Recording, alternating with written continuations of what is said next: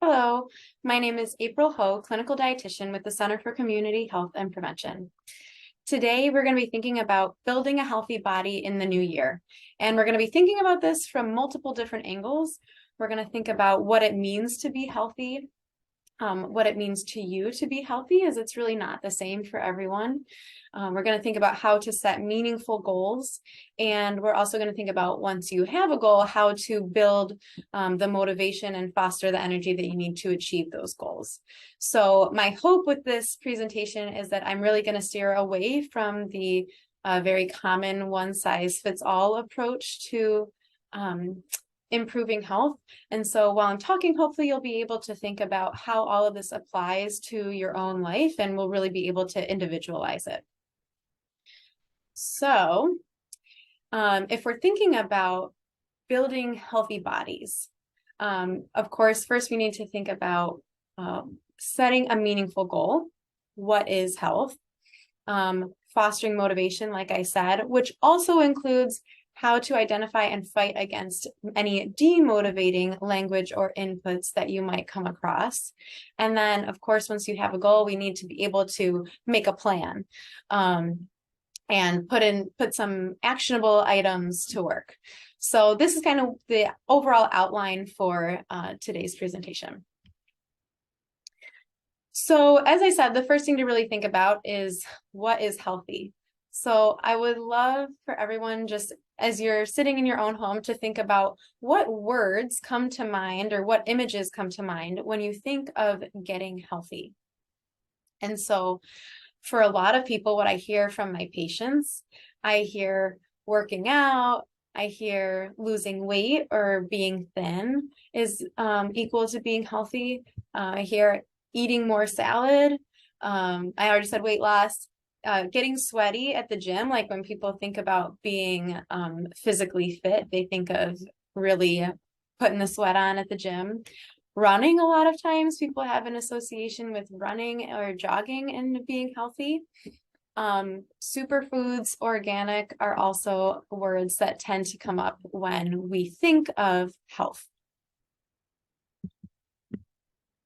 So the question that I'm going to pose are these words really about health, or are they more about diet culture? So diet culture is a collective set of social expectations telling us that there's one way to be, one way to look, and one way to eat, and that we are a better person or a more worthy person if our bodies are a certain way. And so a lot of times I find that when people think about being healthy, the image that they have in their mind is a pretty narrow one with not a lot of wiggle room. And so the problem is that this all or nothing kind of black or white approach sets a really narrow standard for health, and narrow standards only apply to narrow portions of the population. So they end up not really being relevant expectations or relevant standards, relevant words or ideals for a lot of people. And so obviously chasing standards that are not relevant to you is really hard to build motivation around.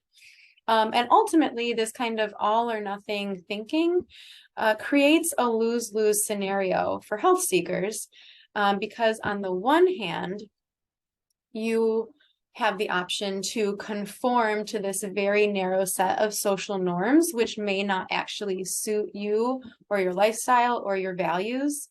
And so conforming to a norm that doesn't suit your values is not going to feel like a win.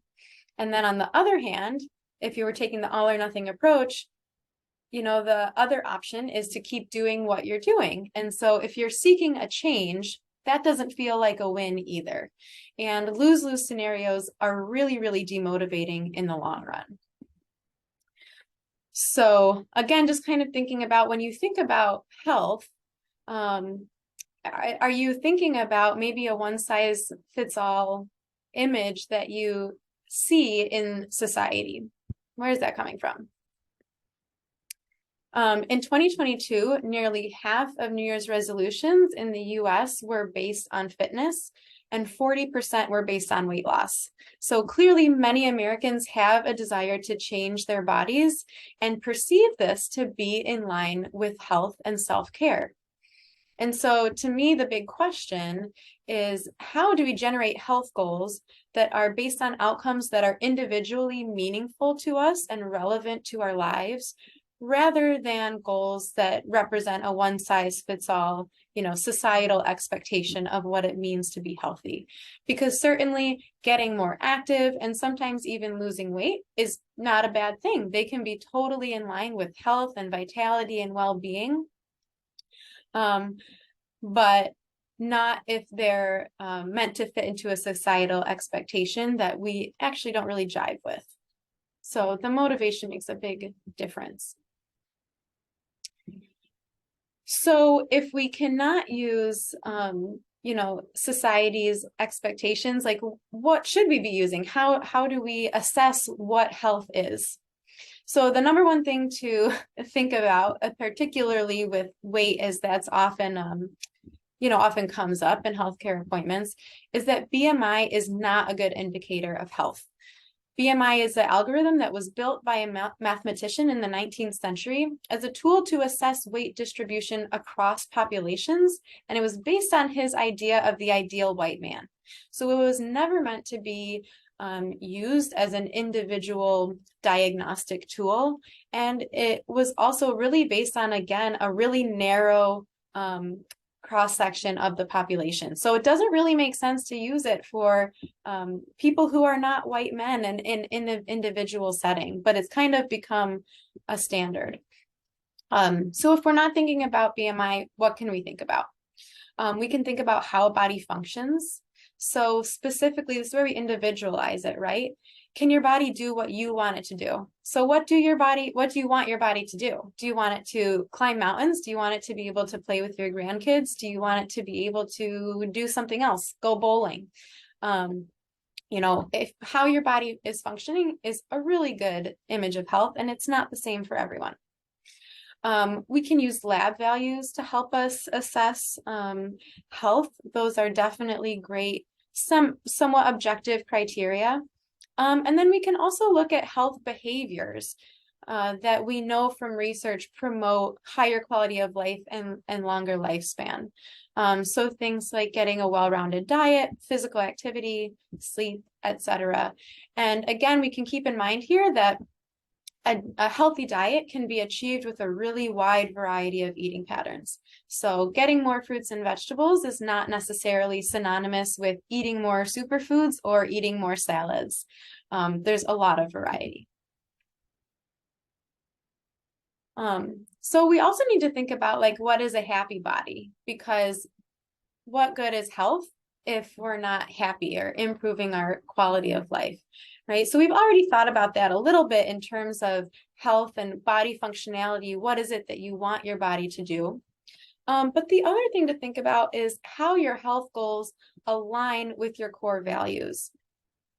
Because not all of our goals are going to be intrinsically motivating. And what I mean by that is that, say physical activity, for example, there's not a lot of people that truly enjoy physical activity for physical activity's sake, meaning most people don't necessarily enjoy it in the moment as they're doing it because they think it's fun.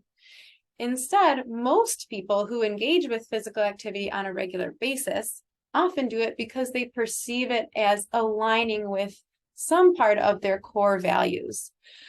So for me, for example, I love adventure. That's one of my core values. And so having an active body that doesn't hold me back really aligns with that sense of adventure. So I've just thrown up some potential values. It's great to go online and just look up a list of potential values because this is only a very small sampling. But it's great to kind of think about what are your core values and how your health goals align with them. If you feel like your health goals do not align with your core values, that could be a good indication that your goals might be more based on diet culture rather than your true internal perception of health. So this is a big part of how we gain motivation and energy, by aligning our health goals with our core values and really kind of understanding how they fit into the overall person that we want to be.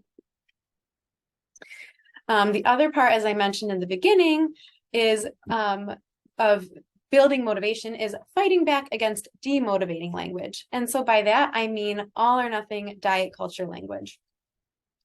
And so a big part of this is really just identifying it. I've put some examples here.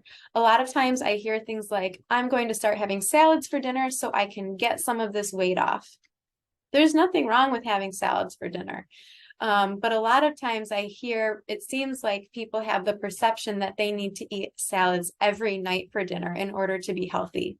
And it's important to keep in mind that what the body needs physically actually does change from day to day. So some days a salad might be the best, healthiest option, and on other days it might not be the healthiest option. Your body might be needing something else. Maybe you worked out, so you're needing something that's higher in protein, for example. Other things I've heard are, I was good this weekend because I didn't eat any cake at the birthday party that I went to. To me, that doesn't sound like very much fun. And another part of health is emotional well-being, right? One of my other values is tradition. And so for me, not eating cake at a family or good friend's birthday party would not be aligned with my value of tradition. And so that's another part of how our needs can change from day to day.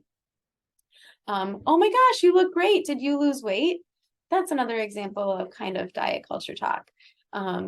You never know what's going on with someone and their weight journey and their body in general. So, when in doubt, you can just refrain from body talk at all.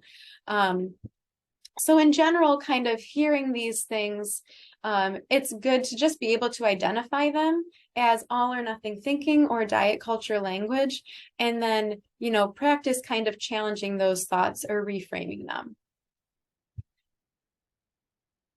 So lastly, of course, where to start, right? If you have an idea of your overall health goals and you've got this motivation, you've got this energy, we need to actually put it into action. So I've just thrown up a couple of different ideas here of some different actionable items for sleep, nutrition, and physical activity. And so I hope that some of these are relevant for you and just kind of get you thinking. And I hope that in general, this talk was helpful.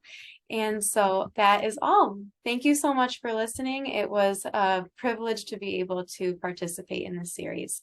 Thank you so much. Bye.